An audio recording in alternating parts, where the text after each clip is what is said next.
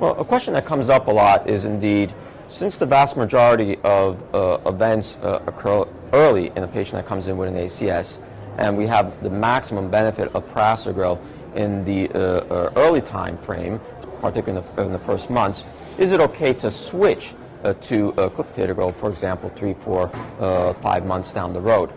And the answer to this is we need to always analyze the way the clinical trial was conducted.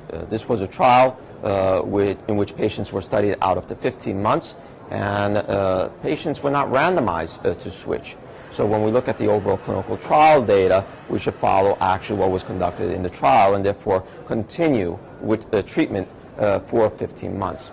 Because one can also make the argument, if you switch sometime down the road, at that point, there is a potential for an increase in platelet reactivity and therefore also an increased risk of a recurrent atherothrombotic event. So follow the guidelines and follow the design of the clinical trial, which means continuing out up to the 15 months as studied.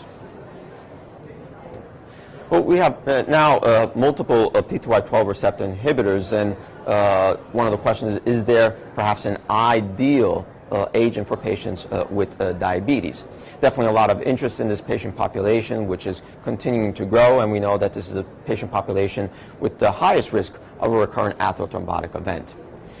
We have data from 2 new trials, including Triton TIMI 38 with prasugrel and the Plato trial using ticagrelor. And then we also have data from the current OASIS 7 using high-dose clopidogrel.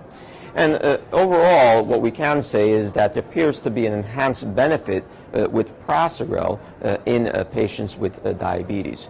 So therefore, in my patients undergoing coronary interventions in the setting of an ACS, prasugrel represents the treatment, my treatment of choice for patients with diabetes.